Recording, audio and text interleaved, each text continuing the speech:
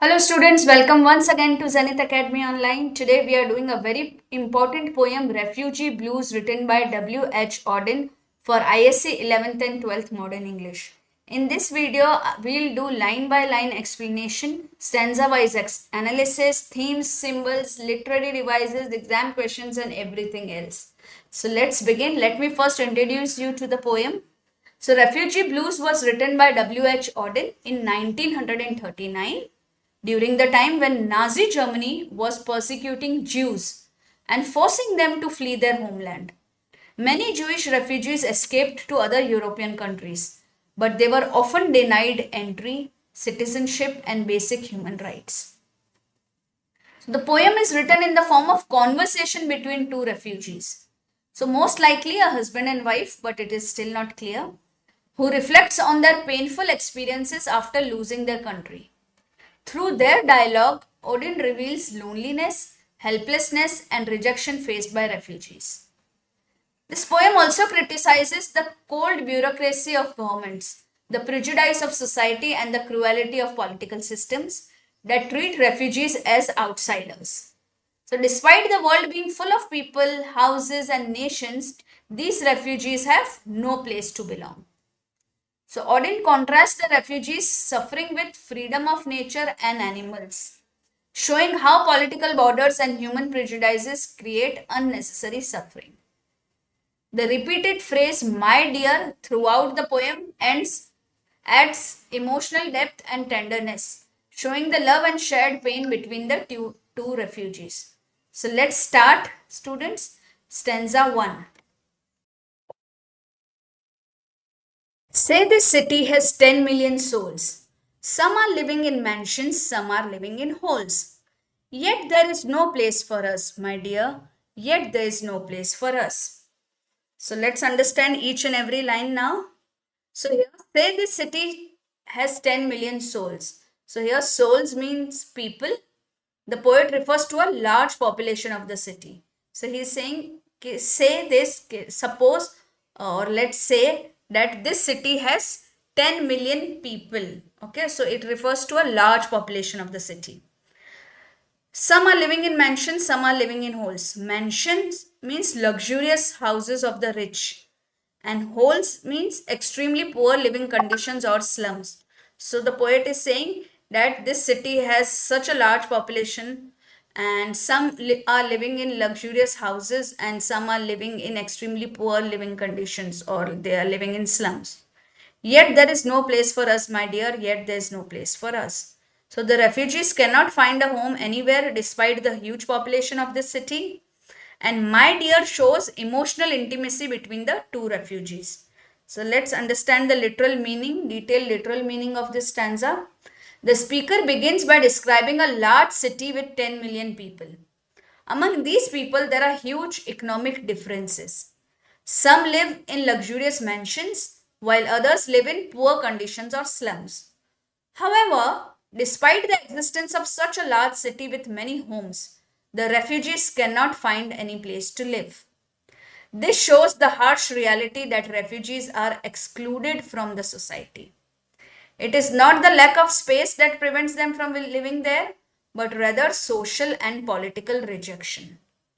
So the speaker addresses his companion affectionately as my dear, which shows that they are sharing their suffering together.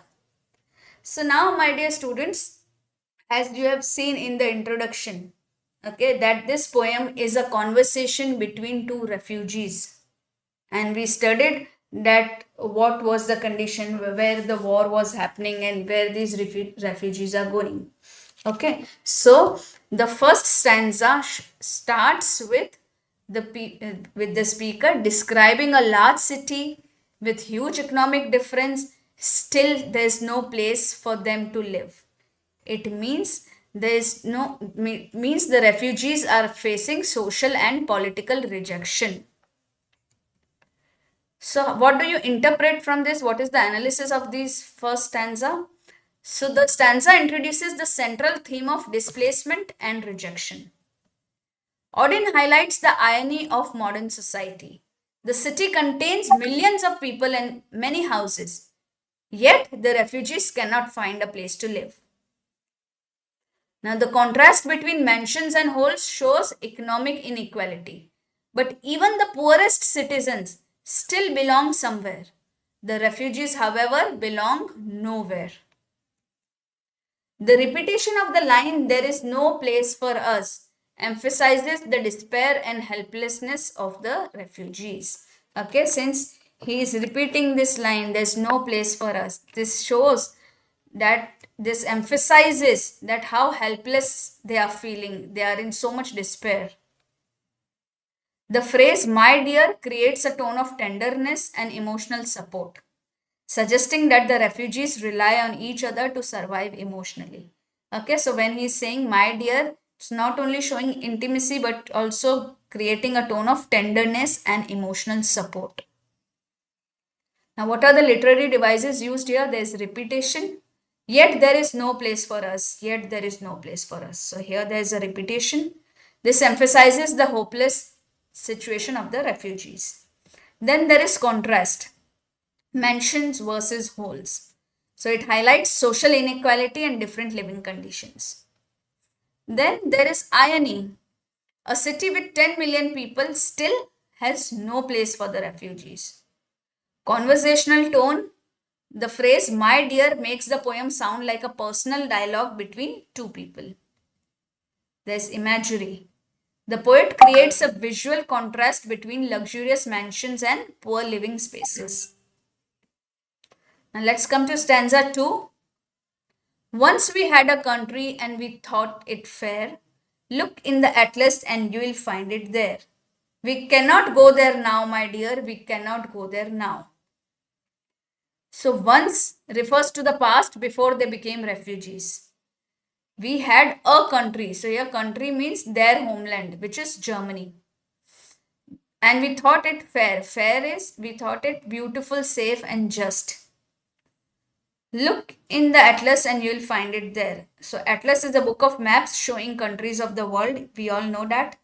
And their country still exists geographically on the map. We cannot go there now, my dear. We cannot go there now. The refugee cannot return to their homeland. They have been forced into exile. This line phrase is very important. They have been forced into exile. उनको जबरदस्ती निकाल दिया गया है, निकाला देश निकाला दे दिया गया है. Forced into exile. Exile मतलब जैसे वनवास होता था ना, वैसे उनको निकाल दिया है अपने जगह से, अपने homeland से, because of persecution. Now let's understand the detailed meaning. The speaker remembers that once they had their own country, which they considered good, safe and beautiful. Their homeland still exists physically and can be found on a map in an atlas, which means the country itself has not disappeared. However, the refugees cannot return there anymore. The political situation has changed so drastically that their own homeland has become unsafe for them. The repetition of the line "we cannot go there now" emphasizes their deep sense of loss and displacement. Okay, so when he's saying "once we had a country and we thought it fair, look in the atlas and you will find it there. We cannot go there now, my dear, we cannot go there now." By that, the poet or the speaker is remembering that once they had their own country, उनकी खुद की country थी, where they used to feel safe, good and beautiful. Okay, and if you still see in the atlas, you will see that it still exists physically. The country itself has not disappeared, but they have been dislocated.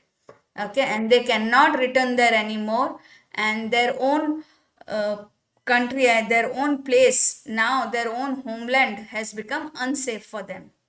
And he's repeating "we cannot go there now" to show that there is such a deep sense of loss and displacement in their hearts. Now, what does the poet actually mean? What is the analysis or the interpretation? The stanza focuses on the pain of losing one's homeland. Auden shows that refugees are not people without a past. They once had a normal life, a home and a country where they belonged. The line "look in the atlas and you will find it there" highlights a powerful irony. Their country still exists geographically, but they are no longer allowed to live there. This reflects the historical reality of Jewish refugees in Nazi. Germany, who were forced to leave the country due to persecution. Okay, so this is the historical reality of Jewish refugees in Nazi Germany. Okay, that they were forced to leave their country, they were forced into exile. Okay, and now even though they had a normal life, a home, and a country, now even though it exists geographically, but they are not no longer allowed to live there. The repetition "we cannot go there now" expresses a sense of finality and hopelessness. That it is final, it is there's no hope left that we'll be able to go there anymore. Now, the literary devices used here are again repetition. "We cannot go there now." It emphasizes the refugees' helplessness and exclusion. Now, students, this literary device is there in all the stanza, the repetition.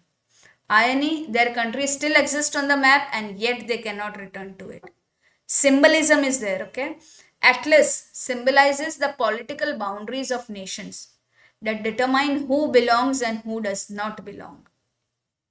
The tone is nostalgic and sorrowful. Nostalgic because he's remembering his past, and sorrowful because now he knows for sure that they'll not be able to go there. So, reflecting the refugees' longing for their lost homeland. Conversational style, the phrase "my dear" continues the intimate dialogue between the two refugees. Let's come to stanza 3. In the village churchyard, there grows an old yew. Every spring it blossoms anew. Old passports cannot do that, my dear. Old passports cannot do that. Now, churchyard means the area around a church where people are buried. Yew is a long living evergreen tree which is commonly found in European churchyards. You must have seen a very big tree, okay, and it has become so big, okay, that it's been living for generations. It is evergreen tree. Okay, I'll show you the picture of that tree. See this one. Okay, so there's this church and there's this churchyard where there's a big tree. Okay, so students, in every stanza, I've shown you the picture that so that you will be able to recollect. See, I'll show you what was in stanza 2 if you have forgotten. Okay, that's stanza 2. So you by the picture also you'll remember. Okay, let me also show you stanza 1. Okay. Okay, so they are moving in a city. He's showing her around that there are so many people, so many mansions, so many holes. Okay, so have a look at these pictures as well that I've given you. Okay, now we were on stanza 3. In the village churchyard, there grows an old yew. So churchyard is an area around the church where people are buried. Yew is a long living evergreen tree commonly found in European churchyards. Every spring it blossoms anew. So every spring is the season of the renewal and rebirth. And blossoms anew means it grows fresh leaves again every year. That's why it's called evergreen tree. Okay. So old passports cannot do that, my dear. Old passports cannot do that. We know what is a passport. It is an official document that proves a person's nationality and identity. And their passports are now useless because they are no longer recognized as citizens. Because if you have a passport of a particular city, you belong to that city. Oh, sorry, you belong to that country. If you have a passport of a particular country, you belong to that country. But their passports are now useless because they are not now recognized as citizens of that particular country. They have been forced into exile. So here he is saying old passports cannot blossom again, cannot have a rebirth, cannot be renewed. So speaker describes a yew tree growing in a village churchyard. This tree has been there for a long time and continues to grow new leaves every spring, symbolizing renewal and continuity. So this tree is symbolizing what? Renewal and continuity. However, the speaker contrasts this natural renewal with the situation of the refugees. Their old passports cannot renew their identity or citizenship. Now, the passports will never or cannot renew their identity or citizenship. Even though the tree can regenerate every year, the refugees cannot regain their lost nationality or rights. Now, so he's contrasting the tree with the old passports, with the refugees' life. He's saying that even though the tree is able to regenerate year after year, but refugees cannot regain their lost nationality or their lost rights, which they had as a citizen.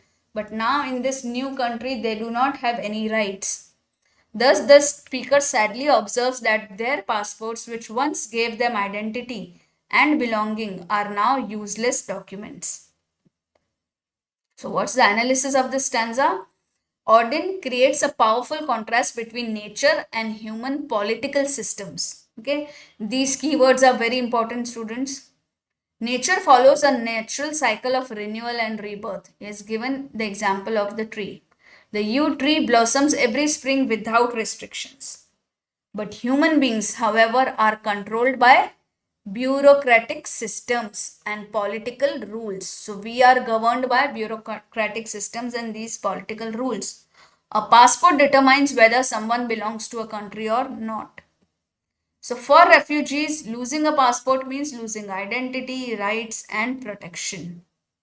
So the stanza highlights the tragic reality that nature offers renewal, but society denies refugees a second chance. The literary devices used in third stanza is symbolism. Yew tree is a symbol of renewal, continuity, and the natural cycle of life. Passport is a symbol of identity, nationality, and legal recognition. There's contrast in this poem or in this stanza. The natural renewal of the tree versus the inability of refugees to regain citizenship. So there's a contrast here. Repetition. Old passports cannot do that. It emphasizes the uselessness of their passports. Imagery. The poet creates a visual image of a quiet churchyard with a growing tree. There's irony. A simple tree has the ability to renew itself, but human beings cannot renew their nationality. Now let's have a look at stanza 4. Look at the picture here, what it is. A refugee is sitting in front of an official. The consul banged the table and said, "If you have got no passport, you are officially dead. But we are still alive, my dear, but we are still alive." So the person probably is sitting in front of someone who's very arrogant and aggressive and saying, so there's this consul, the meeting, and they banged the table and said that if you have not got no passport, you are officially dead. But he's again re-emphasizing that we are still alive, my dear, we are still alive. So consul is a government official representing a country abroad who deals with visas and passports. Okay, so he is a government official who represents a particular country and he deals with the visas and passport. He banged the table, means he spoke angrily or firmly while hitting the table. Officially dead. You are officially dead means legally treated as if the person does not exist. Means officially dead means you do not have a citizenship of this country. You are not a citizen of any country. You are officially dead. Okay. But we are still alive, my dear. But we are still alive. So the refugees remind themselves that they are physically alive despite what the authority says. That even if the authorities is saying that you are officially dead, but physically they are alive. So here again it is showing his helplessness. So in this stanza, the refugee described an encounter with a government official, the consul. The consul angrily tells them that without a valid passport, they are officially considered dead. This means that legally they have no identity, rights, or recognition. However, the refugees protest that they are still alive as human beings. Even though they are physically alive, the government's law treats them as if they do not exist. This highlights the cruel reality that bureaucratic systems can erase a person's identity. So this stanza is showing us the reality that bureaucratic system is so bad that it can literally erase, it can rub off a person's identity even though they are physically alive. but they are officially dead. They do not exist on records or on papers. So let's analyze this stanza. So this stanza strongly criticizes bureaucratic cruelty and dehumanization. The consul represents the cold and rigid authority of governments. Instead of showing compassion, he follows strict legal rules. So the consul should show some compassion towards the refugees, but no, he represents the cold and rigid authority of the government and follows strict legal rules. The statement, "you are officially dead," shows how the legal system can reduce human beings to mere documents. Without official papers such as passports, refugees are treated as non existent people without rights. Students, please make notes. I'll also give you the notes. You can see below the video there will be notes in the form of uh, Google Drive link. Okay. Also, you can visit my website where I'll give you the notes, detailed question answers, and everything. Okay. I'll pin the website also. I'll write the website name also in the description. The refugees' response, "But we are still alive," emphasizes that their humanity and dignity despite being rejected by society. Okay, so "but we are still alive," when the refugee responded like this, when he's saying like this to her, to his dear companion, he's emphasizing that humanity, that their humanity and dignity is still there, even though the society has rejected them. The stanza reveals the conflict between human reality and bureaucratic definition of identity. So there's a conflict between what? The human reality, that in real, physically, a human being is alive, and the bureaucratic definition of identity, and the definition that this bureaucratic system is giving of a person. Okay. So, irony is used here. The refugees are physically alive, yet the government declares them officially dead. Symbolism is there. Passport is a symbol of legal identity and citizenship. Then, repetition. But we are still alive. This phrase is repeated. It emphasizes the refugees' struggle to assert their existence. He has this ongoing struggle to assert their existence. He will have to assert their existence again and again by repeating that we are still alive, we are still alive. Tone is bitter and critical, exposing the cruelty of official systems. There's direct speech. The consul words are quoted directly, okay, making the scene more dramatic and realistic. So very important literary device is here, direct speech. Let's go to stanza 5. Went to a committee, they offered me a chair, asked me politely to return next year. But where shall we go today, my dear? But where shall we go today? So here, committee. Went to a committee, they offered me a chair. Committee means a group of officials responsible for making decisions about refugee or immigration. And offered me a chair, this is a phrase which means allowed him to sit down, suggesting politeness, but not real help. तो chair तो उन्होंने offer की, उससे दिखता है कि they allowed him to sit down और politeness दिखती है इससे, बट ये कोई रियल हेल्प नहीं थी. ठीक है. Asked me politely to return next year. So फिर से politely, here politely the officials behaved formally and courteously. Return next year, they delayed the decision instead of helping immediately. उसको उसी वक्त हेल्प नहीं किया and they told him to come next year, so they delayed the decision. The refugees have, but where shall we go today, my dear? But where shall we go today? The refugees have no place to live right now. उन्होंने तो एक साल बाद आने को बोल दिया. They told them to come after 1 year. They delayed the decision instead of helping them immediately. But then where should they go? The refugees have no place to live right now. The question expresses desperation and uncertainty. So both the things this question is expressing. It is expressing uncertainty because they don't know where to go, and it is a desperation. They are desperate that where should we go right now? They are desperate to have some help or some decision they want. So let's see the detailed literal meaning. So in this stanza, the refugee visits a committee responsible for dealing with refugee cases. The officials behave politely and offer him a seat. However, instead of providing real help, they ask him to come back next year. This response shows that the committee is delaying the problem rather than solving it. The refugee then asks a painful question: where should they go today?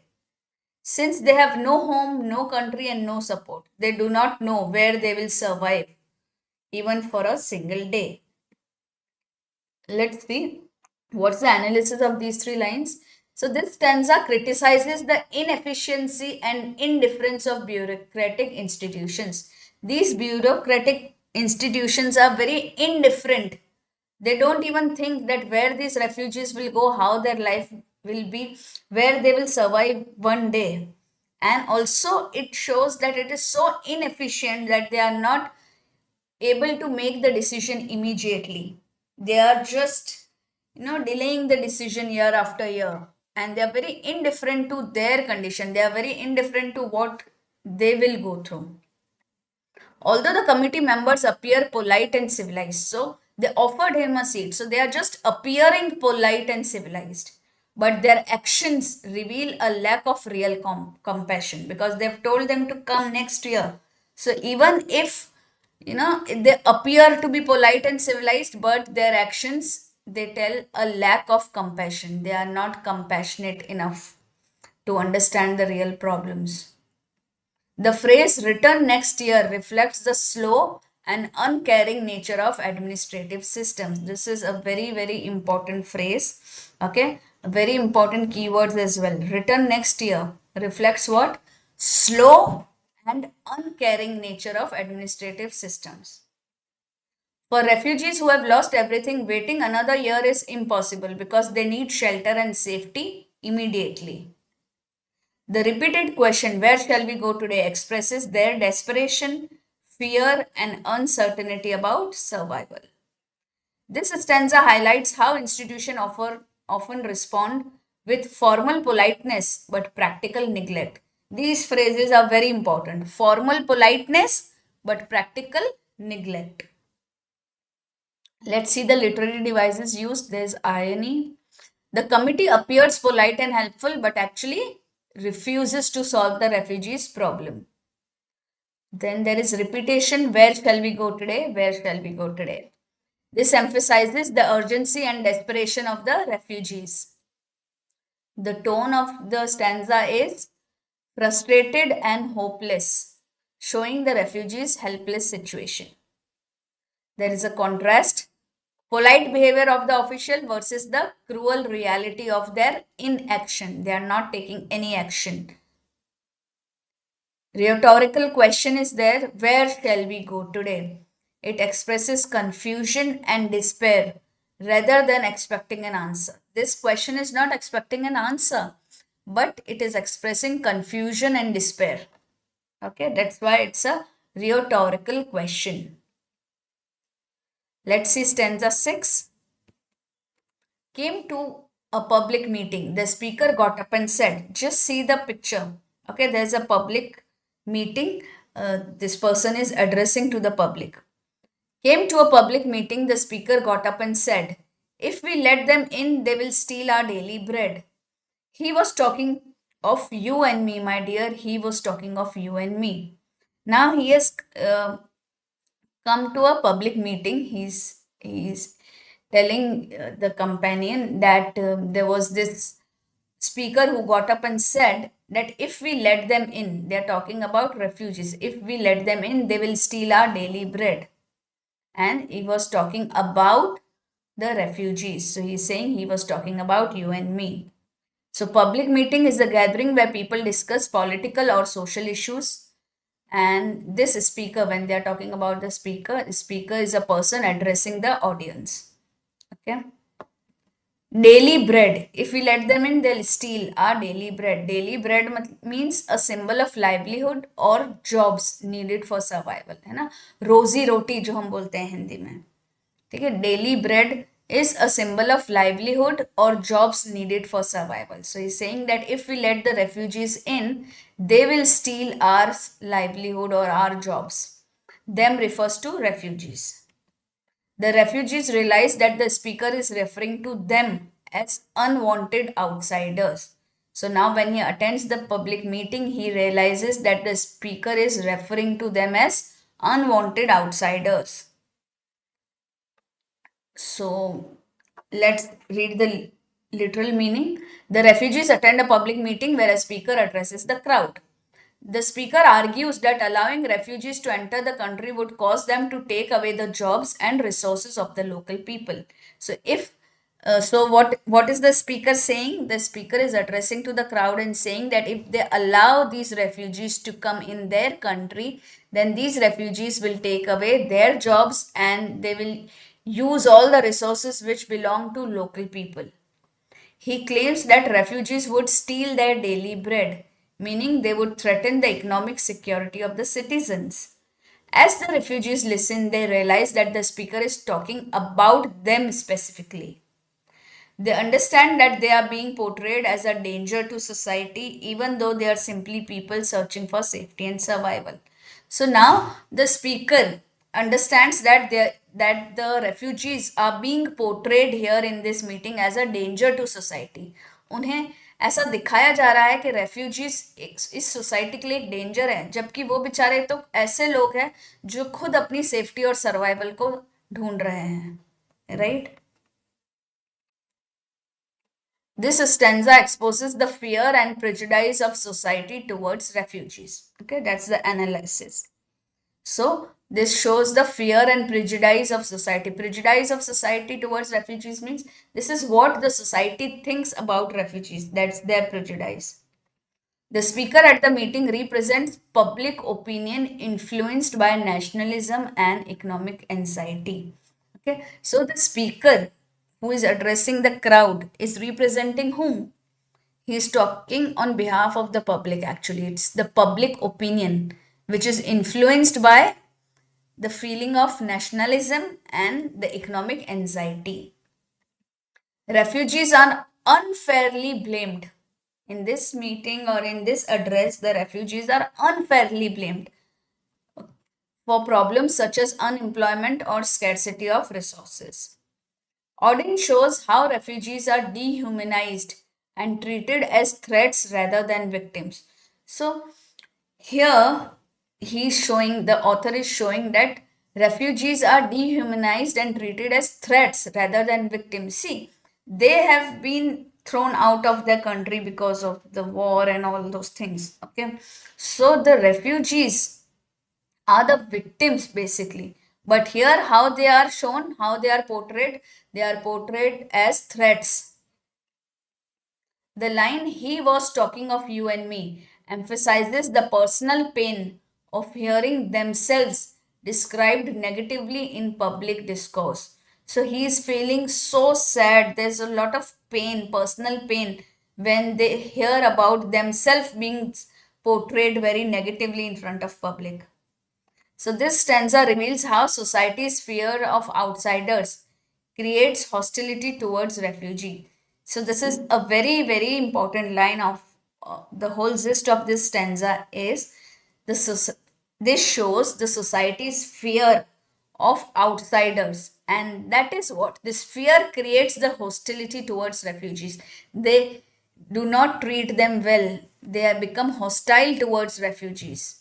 Okay, they ill behave with refugees because they are actually fearing that they will come and take their resources and will cause unemployment. Now let's see literary devices used. Symbolism is there. Daily bread symbolizes livelihood, employment, and survival. There's irony. Refugees who are themselves suffering are accused of stealing resources from others. Repetition, he was talking of you and me, emphasizes the painful realization of being targeted. Tone. The tone becomes bitter and critical, highlighting social prejudice. Social criticism is there. The stanza criticizes nationalist propaganda and fear based politics. Okay. So, nationalist propaganda is happening. The person is addressing to public and propaganda and doing propaganda against the refugees who themselves are victims. So nationalist propaganda is happening and fear based politics is happening. Now they are frightful. They fear that they will take their jobs. So they are playing this politics of not allowing them. So fear based politics is also there and the poet is criticizing it. Let's come to stanza 7. Thought I heard the thunder rumbling in the sky. It was Hitler over Europe saying, they must die. Oh, we were in his mind, my dear. Oh, we were in his mind. So, thought I heard the thunder rumbling in the sky. Thunder is a loud sound produced during a storm. We all know thunder storm is there. So, the loud sound that comes is thunder. Here it suggests danger or fear. Rumbling. Thunder was rumbling in the sky. Rumbling means a deep, continuous sound that goes on and on. It was Hitler. Hitler, was the leader of the Nazi Germany, who was responsible for persecuting Jews. They must die refers to Nazis' ideology calling for the destruction of Jews. They wanted the complete destruction of Jews. Okay, that was the ideology of Hitler, or you can say the Nazi. The we were in his mind, oh dear, we were in his mind. The refugee realizes that Hitler's hatred is directed towards people like them. So, in this stanza, the speaker says that he thought he heard the sound of thunder in the sky. However, he realizes that the sound represents something much more terrifying: Hitler's power spreading across Europe. Okay, so the sound of thunder in the sky here implies Hitler's power that was spreading across Europe. Hitler's voice metaphorically declares that the Jews must die. The refugees understand that they are the targets of this hatred and violence. They recognize that their lives are constantly threatened because they belong to the group that Hitler wants to destroy. Okay, I hope this is very clear to you guys. So, see, don't think that I'm just reading the stance. I'm just reading the explanation that I've written here. I have written this, I have simplified it so much so that you understand the literal meaning, and then I have also taken analysis of these lines. Okay. So, this stanza directly refers to the historical context of Nazi persecution of Jews. Okay. Nazi was persecuting the Jews. Okay, so this stanza directly refers to that context. The thunder symbolizes the growing danger of Hitler's regime spreading across Europe. So the Hitler's regime was spreading throughout Europe, and this thunder was rumbling under the sky, means this danger was growing. This Hitler's regime was spreading across Europe. The statement, they must die, reflects the horrifying ideology of anti Semitism and genocide. Okay? So, they must die is reflecting the ideology, the horrifying ideology of Nazi party, okay, of anti-Semitism and genocide. Genocide is what, my dear students? Genocide is where mass killing of people happens. That's genocide. So, by saying we were in his mind, the refugees acknowledge that they are the intended victims of this political hatred. Okay, so when he says that we are in his mind, the poet knows that they are the intended victims of this hatred, of this political hatred that Hitler was spreading through Nazi. The stanza highlights the constant fear and danger faced by the Jewish refugees during the rise of Nazism. Okay. Auden emphasizes how political leaders can create mass hatred and violence against innocent people. Okay, so these lines are showing that how political leaders like Hitler can create so much of mass hatred. Every person starts hating them, mass hatred, and violence against innocent people who has nothing to do with politics. Now, literary devices, metaphor, thunder represents the threat and violence of Hitler's regime. Historical allusion is there, reference to Hitler and Nazi persecution of Jews. Repetition is there, O Weaver in his mind. It emphasizes the fear of being targeted. Imagery is there, the image of thunder rumbling in the sky creates a sense of danger and tension. The tone is dark, fearful, and ominous, reflecting the growing threat of genocide. Okay, the tone becomes really dark and fearful in these lines. Now, stanza 8. So, a poodle in a jacket fastened with a pin saw a door opened and a cat let in. But they weren't German Jews, my dear, but they weren't German Jews. So, first, students, look at the picture here. This is a poodle. Okay, it's a type of a dog that rich people keep. Okay, he's wearing a jacket with a pin here. It shows that this belongs to a very rich family. The door opens and the cat is let in. The cat is allowed to come in, but the refugees are not allowed to come in. Okay, so let's read. So a poodle in a jacket fastened with a pin. So poodle is a pet dog often associated with wealthy households. Jacket fastened with a pin. It is a small coat attached with a pin, suggesting care and attention given to the dog. Okay, so jacket fastened with the pin shows that the dog is wearing a small coat that is attached with a pin, and it shows that a lot of care and attention is given to this dog. Saw a door opened and a cat let in. So the door is opened to allow a cat to enter the house. But they weren't German Jews, my dear, but they weren't German Jews. So the refugees note that the animals are welcomed into homes, but they themselves are rejected because they are Jewish refugees. And this cat and the dog were not German Jews. Okay. So let's understand the meaning. In this stanza, the speaker describes seeing a well-dressed pet dog wearing a small jacket. He also sees a cat being allowed to enter a house through an open door. These animals are welcomed and cared for by their owners. Okay, how do you know that these animals are welcomed and cared for by their owners? By seeing the well-dressed dog and how the cat was allowed to enter. Okay, however, the refugees observe sadly that they are not treated with the same kindness. That these refugees are not treated with the same kindness. Okay, the type of kindness that these people are showing towards animals is not shown towards these refugees. The reason is that they are German Jews, and because of their identity they are denied entry and acceptance. Okay, they are German Jews, and these animals are not German Jews. That is why they are allowed. Now let's analyze. So this stanza creates a powerful contrast between the treatment of animals and refugees. Animals such as dogs and cats are protected, clothed, and welcomed into their homes, showing that society can show compassion.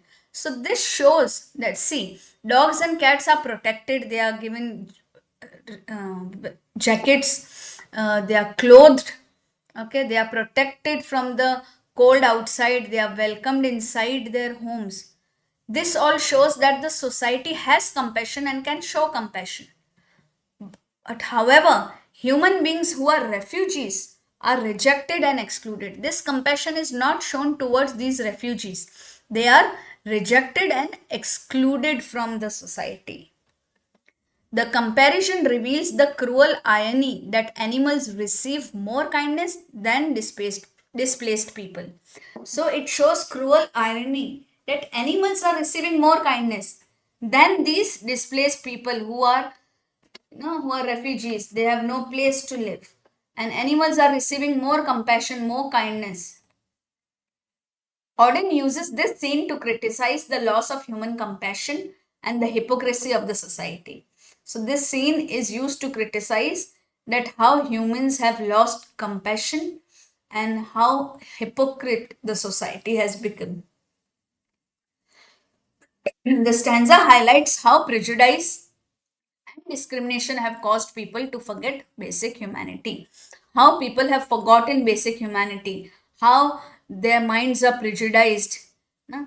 How the discrimination has creeped into their brains.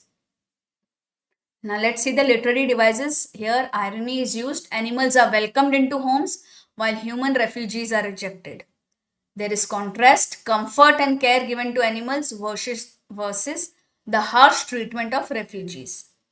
There's repetition, they weren't German Jews. This emphasizes the reason for the discrimination.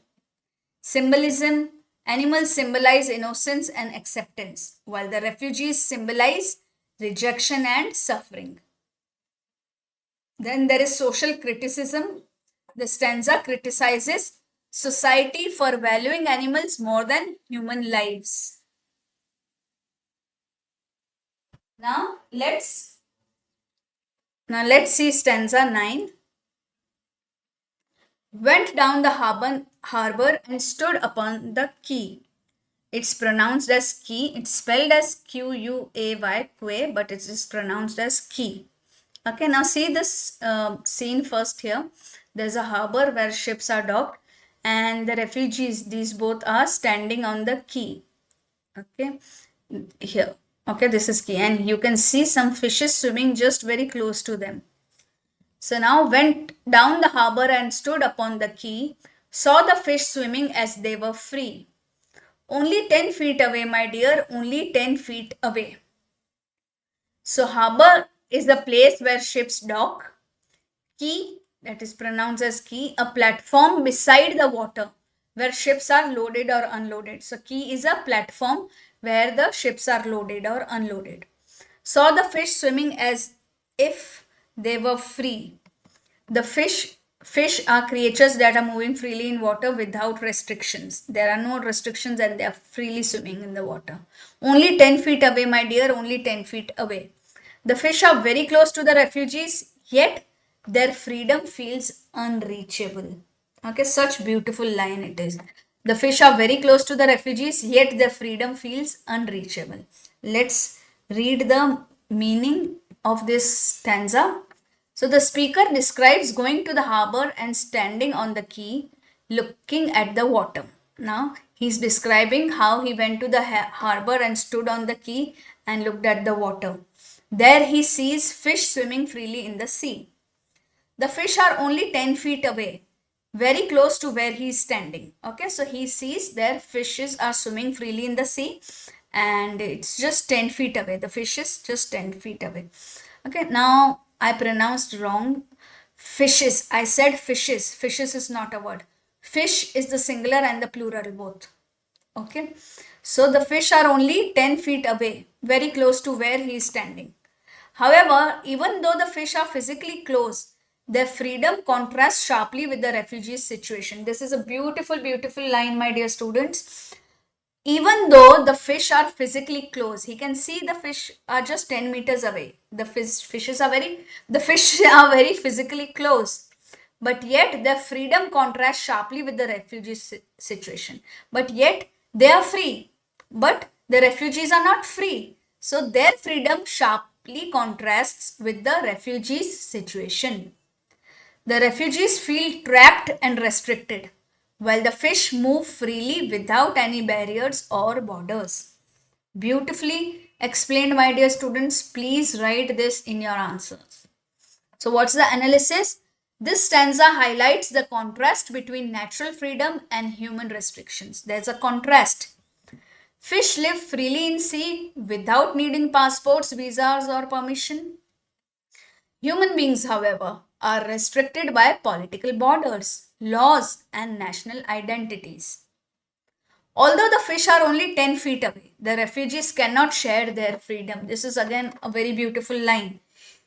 Although the fish are only 10 feet away, the refugees cannot share their freedom. They are so close to them, but still there's a lot of difference between both of them.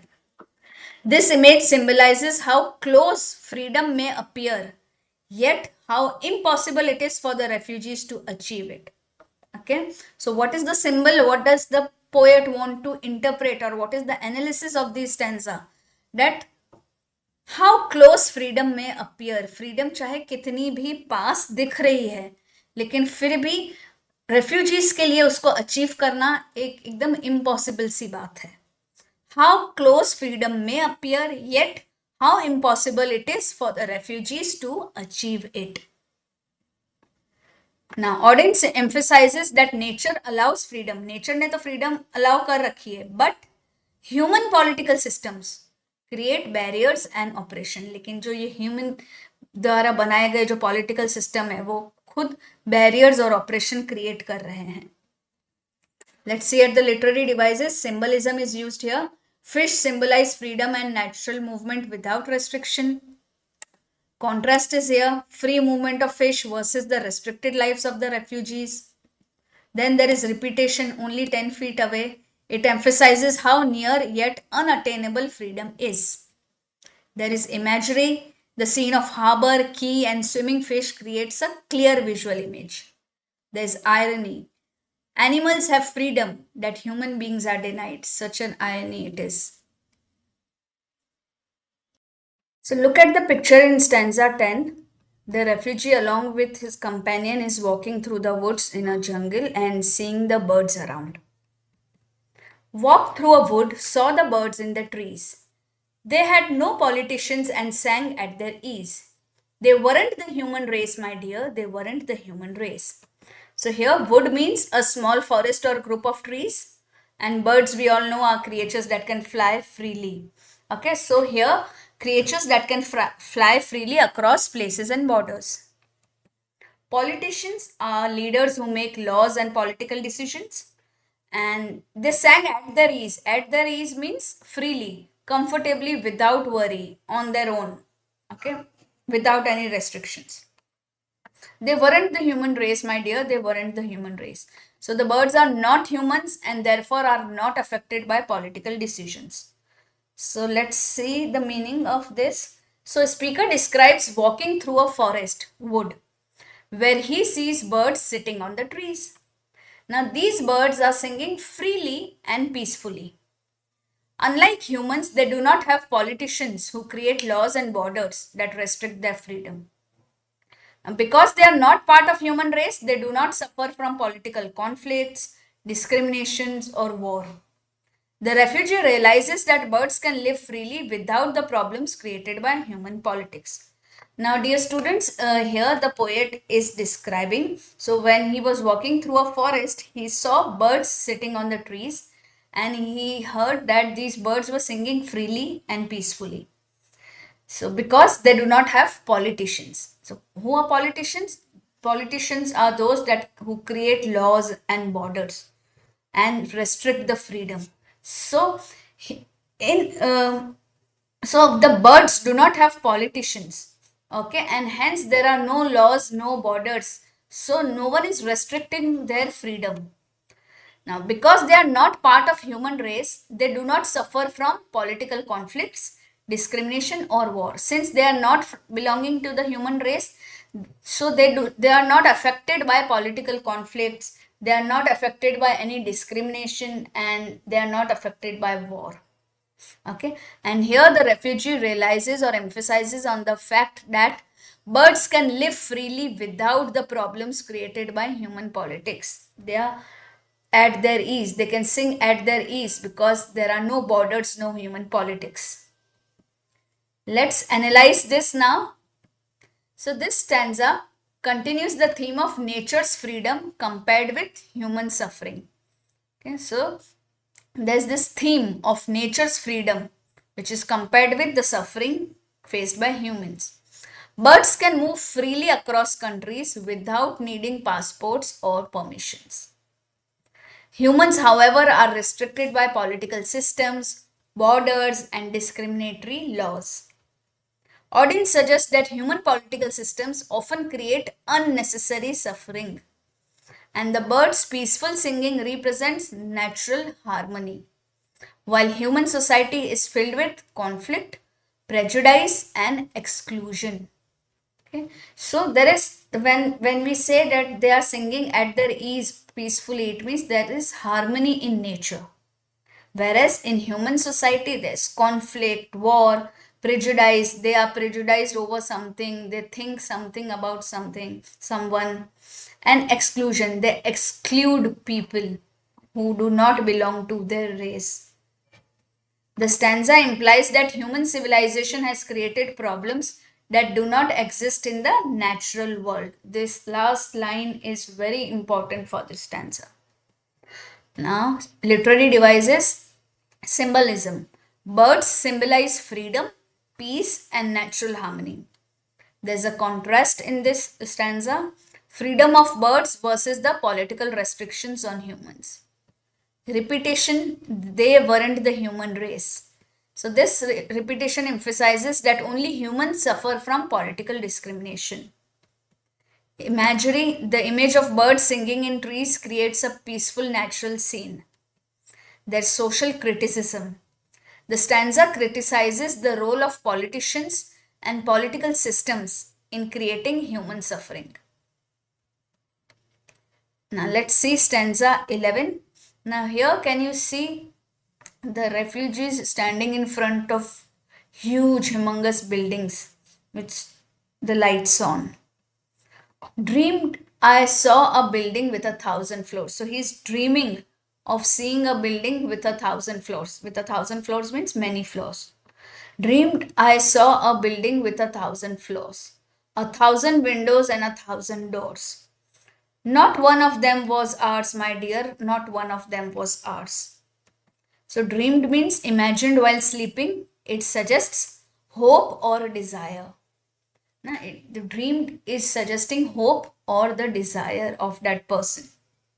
1,000 floors doesn't mean exactly 1,000, it means a very large building representing many homes, many possible homes for them.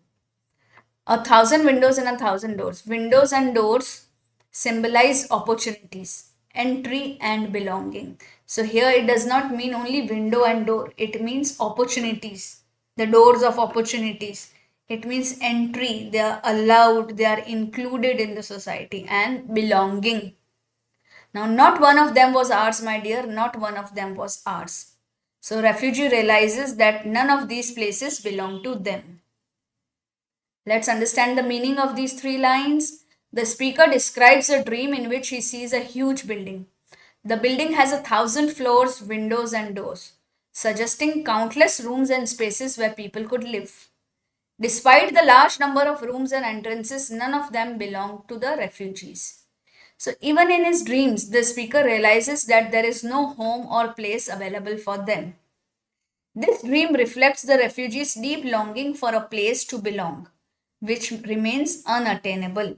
Very amazing last lines. Please, students, learn, write the notes properly. This dream reflects the refugees' deep longing for a place to belong, which remains unattainable. So, analysis or interpretation of these lines.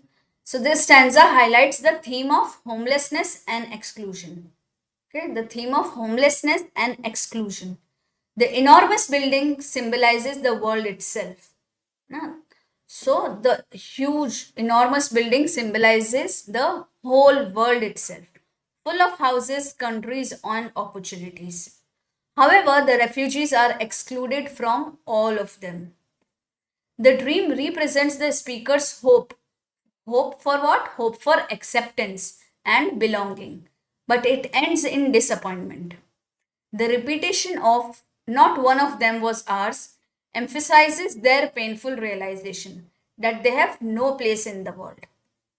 This stanza powerfully expresses the psychological suffering and despair of refugees. Okay, so this stanza is powerfully expressing how they are suffering. Okay, they are in so much despair. So the whole world, the such a huge building is representing the whole world. The whole world has so many houses, so many countries, so many opportunities, but refugees are excluded from everything. They are excluded from all of them. Okay, so here there is a theme of homelessness and exclusion. Literary devices, symbolism. The building represents the world or society with its many opportunities. Hyperbole is also there, 1,000 floors, 1,000 windows, 1,000 doors. Okay, so exaggeration used to emphasize the vast number of possible homes. Repetition, not one of them was ours, not one of them was ours, highlights the refugees' deep sense of exclusion. There was imagery, the description of large building creates a clear visual image. Dream motif was also there. The dream symbolizes hope and longing for belonging. Now, this is stanza 12. Look at the picture. These soldiers are marching. Okay. Stood on a great plain in the falling snow. Can you see? There's snow all around and they are standing in a row. Okay. Stood on a great plain in the falling snow. 10,000 soldiers marched to and fro. So he was standing on a great plain and snow was falling, and he saw 10,000 soldiers who are marching to and fro. Looking for you and me, my dear, looking for you and me. Okay. So by seeing this, you can think how much fearful he must have become. So stood on a great plain in the falling snow. So plain is a large open area of land. Falling snow creates a cold, bleak atmosphere. Okay. 10,000 soldiers march to and fro. Soldiers are the members of the army. To and fro means moving back and forth. The looking for you and me, my dear, looking for you and me. The refugees believe the soldiers are searching for people like them, for refugees like them. So, in this final stanza, the speaker imagines standing on a vast open plain covered with falling snow. So, in this cold and lonely setting, thousands of soldiers are marching back and forth. So, this scene is created so amazingly, students. Just look at it. Okay, when snow falls, okay, it is cold and you feel very lonely, right? So in countries like Canada and where snowfall is so much prominent, the people feel very lonely there. And here cold also represents the cold behavior of the people or the society towards them, towards the refugee. So in this cold and lonely setting, thousands of soldiers are marching back and forth. The refugees feel that these soldiers are searching for them. This suggests that even after fleeing their homeland, they are still being hunted and threatened by political forces. The image creates a feeling of fear, danger, and inevitability, showing that refugees cannot escape persecution. Okay.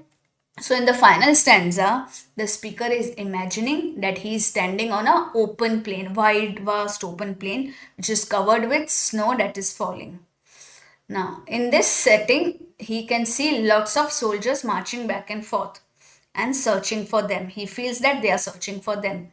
So, even he suggests that even after leaving their homeland, okay, they are still being hunted by Hitler's Nazi party. Okay, so they are still being hunted and threatened by political forces because his force was so widespread. We have read it in the earlier stanza.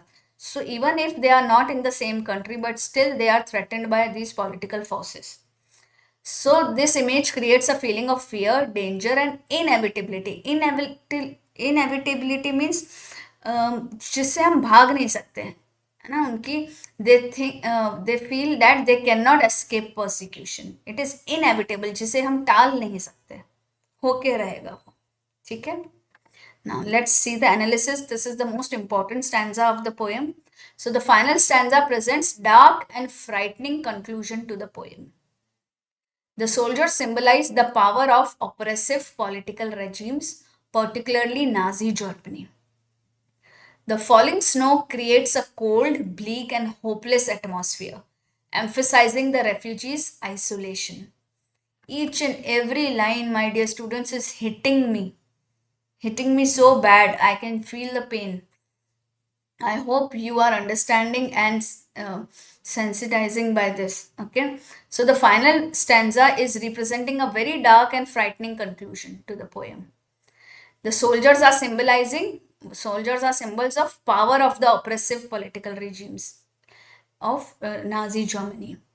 And the falling snow, I have already told you, creates a very hopeless environment, a cold, bleak, and hopeless atmosphere or environment, emphasizing how the refugees are being isolated. The refugees feel constantly threatened, as if the entire world is searching for them and trying to destroy them. Okay, so they are feeling constantly threatened. The repetition of looking for you and me intensifies the sense of fear and persecution. So Auden ends the poem by showing that the refugee situation is not only hopeless but also dangerous. So in the beginning paragraphs, okay, in the beginning stanzas, we saw that their condition is so hopeless, their situation is so hopeless. But the end is so frightening, my dear students, that the situation is not only hopeless but also very dangerous. They can be persecuted anytime. They are living with the sense of fear and persecution. There are literary devices, symbolism is there. Soldiers are symbols of oppressive political power and persecution. Snow is a symbol of coldness, loneliness, and despair. Then there is repetition, looking for you and me, emphasize the refugees' constant fear of being hunted. Then there is imagery, the visual image of soldiers marching across a snowy plain creates a powerful and dramatic ending. The tone becomes dark, tense, and threatening. And there is foreshadowing, suggests that the violence and destruction that refugees may face पहले से देख सकते हैं, foreshadowing है ना, suggests that the violence and destruction that refugees may face. So this is the conclusion of the poem. The Refugee Blues is a powerful poem that highlights the suffering, loneliness, and rejection experienced by refugees. Through the voices of two displaced individuals, Auden exposes the cruel indifference of governments, institutions, and societies. The poem shows how political systems can strip people of identity, rights, and dignity simply because they lack nationality or legal documents. By contrasting human suffering with the freedom of animals and nature, Auden emphasizes how human made systems often create injustice and exclusion. The poem ultimately calls for greater compassion, humanity, and understanding towards displaced people. Okay, so this is what the poem calls for. It wants greater compassion from people, humanity, and understanding towards the refugees. Now the last few slides are summary of the poem. We'll do the summary of the poem, exam oriented tips. I'll talk about exam oriented tips and important ISC exam questions. So bear with me a little more. Let's read the summary of the poem. Refugee Blues tells the story of two Jewish refugees who have been forced to leave their homeland due to Nazi persecution. Okay, so this is the whole introduction. It tells the story of two Jewish refugees who have been forced to leave their homeland due to Nazi persecution. Now they travel from place to place seeking refuge, but every country rejects them. They encounter bureaucratic obstacles, social prejudice, and political hostility. The poem highlights the painful reality that millions of people may have homes and rights, but refugees have none. Through powerful imagery and repetition, Auden reveals the fear, loneliness, and the despair of stateless individuals. Now, let me give you some exam tips which are especially for ISC. So, you focus on themes. These are the themes of the poem. I'll definitely make one more video of detailed questions and answers, but this is very important. The main questions will be asked on themes. So the main themes of this poem are displacement, statelessness, political oppression. What is statelessness? That they belong to no state. They do not belong to any country, any state. Political oppression, they've been oppressed by politicians. Social prejudice, what people think about them. that they will eat their bread and all, they will take up their jobs and everything. Loss of identity. So these are the themes: displacement, statelessness, political oppression, social prejudice, and loss of identity. Then you have to remember the historical context. The poem refers to Jewish refugees, those who are fleeing Nazi Germany in the 1930s. Okay. Notice the structure of the poem. Each stanza stands with a repeated emotional line addressing my dear. Okay, so that's the structure. There's contrast between nature and humans. Animals and birds are free, but refugees are restricted by political borders. Then there are important literary features like repetition, irony, symbolism, imagery, and conversational tone. Now, few very important uh, ISC exam questions that carry a lot of marks are: explain the significance of the title. How does Auden portray the suffering of refugees in the poem? Discuss the role of repetition in the poem. How does the poet contrast nature with human society? Explain the significance of the line, old passports can't do that. How does Auden criticize political systems in the poem? Discuss the themes of displacement and statelessness in Refugee Blues. And how does the poem reflect the historical context of Nazi persecution? So, if you want the answers to these and many more questions, you should visit my website www.zenithacademyonline.com. I'll give you the link and I'll soon be uploading all the content there. So, you can just go ahead and download the PDFs. I'll also give you some notes here. Also, you can see the link below the description. There will be a link, okay, where it would directly connect to my Google, what do you say, Google Docs. So you'll see that link. So I hope you have understood the poem very well. Please do not forget to subscribe to Zenith Academy Online so that you get the next videos where I will discuss question and answers and other poems and chapters. After doing modern English, I'll be also doing the poem. After doing the modern English poems, I would also be doing the chapters, and we'll also be talking about ISC literature for class 11th and 12th. So do not forget to subscribe and tap on the bell icon, and please share this with all your friends. Bye bye, my dear students, and write in the comment section what you want me to make next.